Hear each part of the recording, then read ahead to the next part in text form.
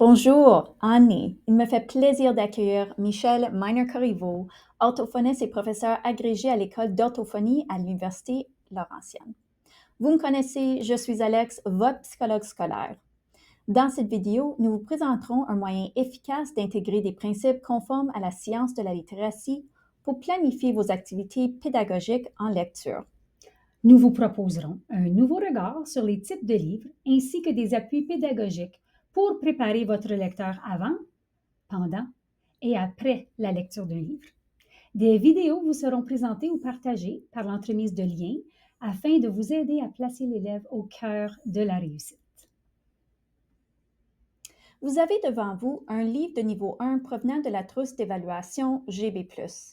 Chaque deuxième phrase est identique et chaque phrase alternative suit la même structure qui débute par le pronom personnel « je ». Regarde-moi, je lis. Regarde-moi, je peins. Regarde-moi, je chante. Ces textes favorisent la mémorisation et la devinette à partir des images qui représentent très fidèlement ce qu'indique le texte. Voici une simulation de ce qu'aperçoit le lecteur débutant. Il apprend rapidement à deviner, car il a trop de correspondances graphème-phonème ou correspondances lettres-sons qui n'ont pas été enseignées à ce stade. Dans les livres décodables qui ont tenu compte de la perspective de l'apprenant, on trouve des CGP très transparentes, c'est-à-dire qu'on y inclut des lettres pouvant être lues facilement à partir de la connaissance du principe alphabétique de base. On ne trouve pas de lettres muettes ou de correspondances graphème-phonème contextuelles, c'est-à-dire des correspondances qui dépendent du contexte. Le curriculum révisé du MEIO fait référence à la loi de la position. Ça comprend entre autres le C et le G dur ou doux, par exemple. À titre de comparaison, examinons de plus près ces deux livres. À la suite d'une analyse approfondie, on constate que le livre GB+, contient du code non contrôlé, c'est-à-dire qu'on n'a pas tenu compte des règles lexicales, des lettres muettes, des règles contextuelles, des exceptions ou des irrégularités. On compte 27 CGP dans ce livre, comparativement à 13 dans le livre décodable. La série des codes a tenu compte de la complexité de la langue dans sa progression. Ce livre a été créé en utilisant des structures syllabiques peu complexes et des CGP transparentes, sans présenter de lettres muettes ou de règles contextuelles. À quelques moments dans la scolarité de l'élève, il faut pister leur progrès. Pour le faire, il est primordial de mesurer l'étendue du progrès accompli. Pour y arriver, il faut d'abord savoir par où commencer l'enseignement. Une progression des apprentissages, fondée en tenant compte de la complexité du code et non seulement sur la fréquence des graphèmes dans la langue, permet de bien soutenir ses élèves. En début d'année scolaire, il est utile de répertorier les savoirs de l'élève. Dans l'éventualité où vous n'avez pas accès à de tels outils simples, rapides, pouvant être utilisés aussi fréquemment que le besoin se présente, ces outils gratuits font le tour des fondements essentiels afin de guider votre enseignement. Répertoriez les compétences CGP de vos élèves à l'aide de Vérifie-lettres pour l'alphabet de base, Vérifigramme pour les digrammes ou les graphèmes un peu plus complexes, et Dicto-son pour demander à l'élève d'écrire les sons qui figurent dans notre langue. Ce genre d'épreuve sert à faire le tour de ce que l'élève a maîtrisé, donc des correspondances graphème-phonème, qu'il arrivera à lire. Il n'y a pas de seuil de réussite, ni de norme pouvant identifier des niveaux de sévérité, car tel n'est pas l'objectif de ces grilles. Comparez la liste des correspondances graphème-phonème maîtrisées chez l'élève à celles qui sont ciblées dans les livres de série décodables, par exemple, pour planifier l'enseignement.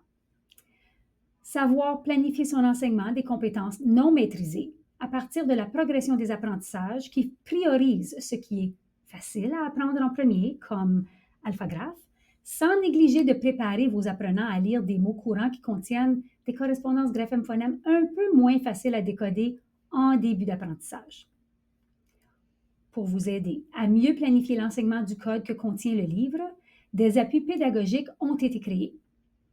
Dans ces fiches, vous trouverez toutes les correspondances graphème-phonème qui figurent dans chacun des livres des séries décodables ou gradués créés en français.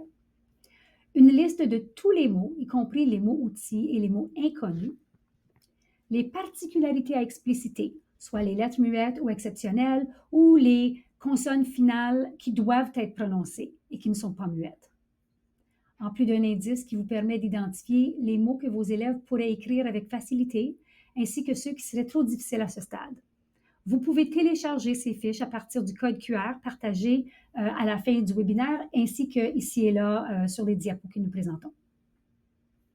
Tous les livres décodables fournissent des détails sur les CGP que contiennent les séries ou les regroupements de livres.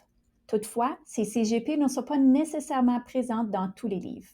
Comme nous lisons un livre à la fois et non les 10, 15 ou 20 livres d'un même niveau ou regroupement, il est utile de savoir exactement ce que contient le livre que vous présenterez à vos apprenants, ce que les fiches d'appui pédagogique vous permettront d'exploiter pleinement. Voyons maintenant comment soutenir un apprenant maternel dans sa lecture d'un texte décodable. Aujourd'hui, nous allons lire ce livre de la série Décode, livre 1, niveau 2.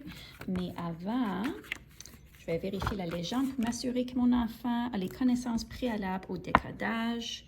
Et oui, il connaît les 10 lettres qui seront présentées, ainsi que les mots fréquents dans et est que nous avons travaillé à partir de cette fiche d'activité. Alors, je crois qu'on est prêt à commencer. Peux-tu lire ce titre? Papa est sale. C'est ça. Et que penses-tu qui va se passer dans ce livre?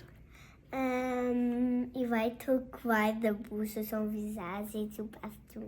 Oui, hein? OK. Découvrons-le. Lola est propre. Papa est sale. Papa a sali Lola.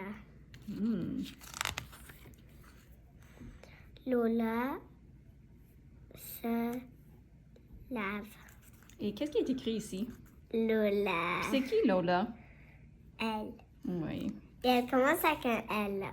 Ah oui, c'est vrai. Je n'ai même pas remarqué. Papa va dans le lavabo.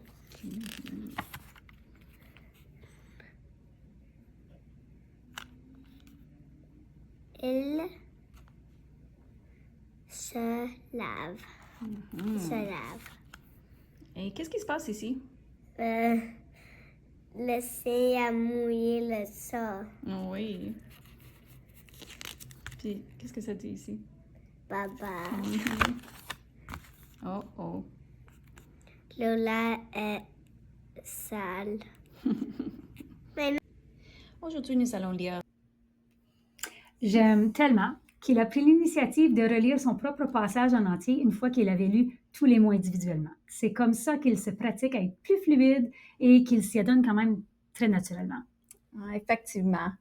Ça n'a pas fait partie de l'exercice, mais comme tout lecteur débutant, il aime démontrer à quel point il lit de manière autonome. Bien que ces 4 collections sont dites décodables, ces livres ne sont pas entièrement décodables tant que la CGP n'a pas été enseignée et maîtrisée. Les livres décodables sont simplement un moyen pour les apprenants de s'entraîner à lire des textes enchaînés plutôt que des mots isolés. Une progression des apprentissages, en anglais a scope and sequence, fournit un cadre pour l'enseignement. Elle indique quelles compétences enseigner et à quel moment le faire. Comme les livres décodables ont été créés en tenant compte des CGP plus simples et qu'elles ont évité de présenter des éléments trop complexes trop tôt, la progression des apprentissages permet à l'enseignant de cheminer du point A au point B sans manquer aucun virage ou aucun élément et sans faire fausse route. Bien sûr. C'est comme la carte routière idéale ou le guide du routard au fond. Une progression des apprentissages permet alors aux élèves de se lancer dans leur voyage vers la littératie sans se perdre. Elle permet également au personnel enseignant de modifier le voyage, soit la séquence de présentation des éléments, comme bon lui semble lorsque l'objectif pédagogique ciblé en justifie le besoin. Des demi-tours et virements sont attendus. En suivant la progression des apprentissages présentée dans l'annexe A, continuum des notions fondamentales de la lecture et de l'écriture de la première à la 4e année du ministère de l'Éducation de l'Ontario, qui priorise la facilité d'apprentissage des correspondances graphèmes-phonèmes, tout en intégrant des voyelles et des consonnes dès le début pour faciliter la fusion des syllabes et des mots simples. Les apprenants peuvent apprendre à lire des livres décodables très tôt, et ce, même avant d'avoir fait le tour du principe alphabétique de base pour vivre des succès. Il n'est pas nécessaire d'attendre que l'élève maîtrise les 26 correspondances communes de l'alphabet avant de placer un livre qu'il pourra lire entre ses mains. Ce sentiment de réussite est la clé de la motivation pour l'encourager à développer ses compétences de jeune lecteur. Donc, vous pouvez d'ores et déjà vous inspirer de ce tableau et la progression qui figure dans le continuum du MEO pour planifier vos activités pédagogiques. Ce tableau se trouve dans le guide Enseigner à lire et évaluer la lecture avec les livres décodables. Toujours dans le guide, vous trouverez 2 gabarits pour planifier votre enseignement en suivant les principes d'une leçon explicite, systématique, structurée, multimodale et multisensorielle du code, telle que préconisée par des décennies d'études qui ont documenté les progrès réalisés en suivant une approche axée sur la science. N'oubliez pas de rejoindre l'élève là où il ou elle se trouve, en l'aidant à faire des liens entre la ou les langues auxquelles ils ont été exposés pour maximiser le transfert interlinguistique. Ce gabarit de planification est partagé avec vous, gracieuseté du service de l'équipe pédagogique Conseil des écoles publiques de l'Est de l'Ontario, et elle a été adaptée pour le cycle préparatoire. Un gabarit plus étendu est également disponible dans ce même guide pour travailler l'enseignement explicite du code et des règles d'orthographe un peu plus complexes à partir du cycle primaire. Tout comme le gabarit destiné à être utilisé auprès des élèves de maternelle jardin, ce gabarit contient des vidéos, des liens vers des outils pour vous guider dans chacune des étapes. Vous les trouverez dans la section réservée aux ressources de ces 2 guides. Avant de lire le livre, faites des exercices avec les élèves en utilisant certains mots qui seront lus prochainement. Il est important de leur donner l'occasion de fusionner les sons en mots et les mots en courtes phrases afin qu'ils puissent s'y adonner plus facilement lorsqu'il rencontrera ces mots dans le livre. Prenez l'occasion de discuter du titre du livre et activer leurs connaissances antérieures sur le thème à partir de la page couverture. Amusez-vous à tenter de prédire ce qui se produira. Comme vous êtes maintenant prêt à lire avec vos apprenants très bien préparés, voyons quelques stratégies utiles à exploiter pendant la lecture d'un livre. À la première lecture, lisez avec eux, soit en chœur ou en écho. Par la suite, les apprenants peuvent lire en diade ou en chuchotant le texte. La réussite en lecture dépend de la rétroaction corrective efficace immédiate que vous leur fournirez. Il faut ajuster le tir immédiatement pour contrer les erreurs de décodage en signalant doucement et respectueusement l'erreur et en offrant une modélisation adéquate. Vous pouvez télécharger la fiche et le signet des stratégies de lecture, ainsi que le signet de la rétroaction efficace en lecture gratuitement dans la boutique Réussir.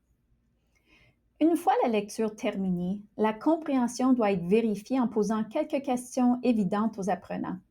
Il n'y a pas lieu de le piéger pour voir s'il a capté des subtilités qui peuvent passer inaperçues au lecteur débutant ou à l'apprenant de la langue. Il n'y a pas lieu non plus de chercher des protocoles de questions de compréhension normalisés pour savoir combien de réponses correctes sont attendues. Si le lecteur a réussi à répondre à vos questions et qu'il active ses connaissances antérieures sur le sujet, le tour est joué. Offrez des occasions aux élèves de s'exprimer oralement en répondant aux questions de compréhension que vous leur poserez afin de boucler la boucle entre les tâches de compréhension en lecture et de communication orale. Encouragez les jeunes lecteurs à discuter en petits groupes pour exprimer leur réaction aux livres lus et permettez des moments de partage libre d'idées avec leurs amis. Il est important de permettre aux apprenants de retourner dans le texte pour vérifier qu'ils ont bien compris lorsqu'ils en sentent le besoin.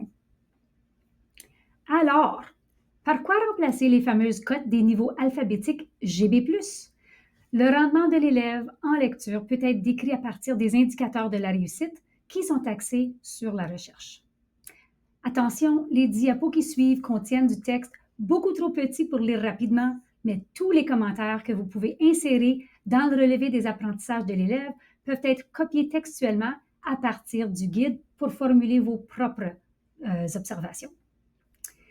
Il y a toujours eu lieu de mesurer le rendement en lecture de l'élève à partir des habiletés en conscience phonologique et phonémique, à partir de sa connaissance du principe alphabétique, de la précision en lecture, ainsi qu'en écriture. Puis des mises en garde sont partagées avec vous afin que vous puissiez ajuster vos attentes en fonction de ce qui a été documenté dans les études qui portent sur ces diverses thématiques. Vous avez également les justificatifs scientifiques et les outils pour travailler les diverses compétences dans les encadrés qui sont présentés vis-à-vis de chaque section précise en indiquant à quelle page on peut en lire plus long sur chacun des éléments. On fait la distinction entre le geste graphomoteur et la précision en orthographe qui n'est pas attendue à ce stade. L'orthographe inventée ou approchée fait partie intégrante et essentielle de l'évolution des habiletés en littératie de tous les apprenants. On note ensuite la précision de la compréhension en lecture, puis des détails sur la fluidité peuvent être inclus, mais doivent être fondés sur l'habileté de l'apprenant à lire des textes qui contiennent du vocabulaire connu à l'oral et des correspondances graphèmes-phonèmes maîtrisées. La fluidité ne se mesure pas à partir d'un livre lu pour la première fois de manière spontanée. Rappelons ici que la lecture ne peut pas être parfaitement fluide lorsque l'apprenant est au stade de décodage, car il met beaucoup de ressources cognitives à déchiffrer le code. Des stratégies de dépannage ont été fournies au cas où vous voudriez partager avec les parents ou les tuteurs ce qui peut aider leur enfant dans leur parcours vers la lecture autonome. Il y a même un gabarit de lettres que vous pouvez envoyer aux parents.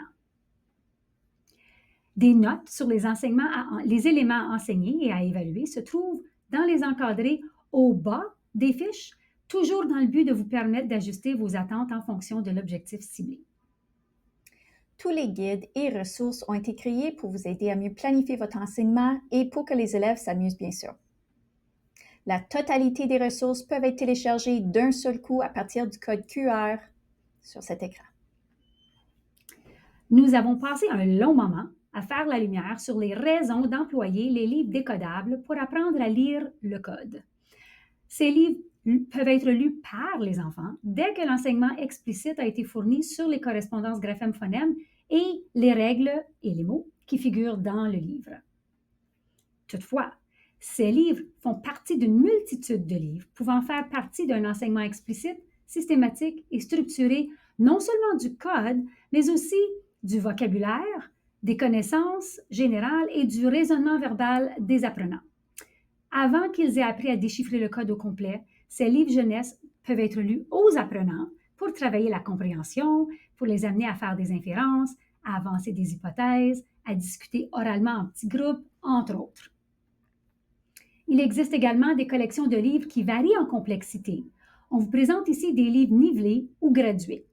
La valeur pédagogique de ces livres est toujours pertinente et importante lorsqu'ils ont été créés dans la langue d'utilisation et non traduits et insérés dans une catégorie fondée sur des critères qui ne sont pas propres à la langue d'utilisation. Ces livres permettent également de développer le vocabulaire, les connaissances et susciter les discussions entre les élèves et favoriser le raisonnement critique. Pour vous aider à exploiter tous les types de livres au cours d'une journée typique, un signet aide-mémoire qui identifie les utilités de chacun peut être téléchargé dans la boutique Réussir. Pour une démonstration de l'intégration des pratiques pédagogiques qui viennent d'être présentées, soit que faire avant, pendant et après la lecture, une vidéo est désormais disponible sur la chaîne YouTube L'heure du conte avec Mme Coville. Un grand merci à Michelle Coville, conseillère pédagogique en français langue seconde à Durham Catholic District School Board, pour avoir créé cette vidéo qui serait très utile aux enseignants désireux de voir ces étapes en action. Nous espérons que ce webinaire a été informatif et que vous avez trouvé quelques ressources ou astuces qui vous permettront de placer l'élève au centre de la réussite. Si le cœur vous en dit, partagez cette vidéo avec vos collègues et abonnez-vous à ma chaîne YouTube pour rester à l'affût de nouveautés. Toutes les références se trouvent dans les documents d'appui et dans la progression des apprentissages du principe alphabétique du français alphagraphe au cas où vous voudriez en apprendre davantage.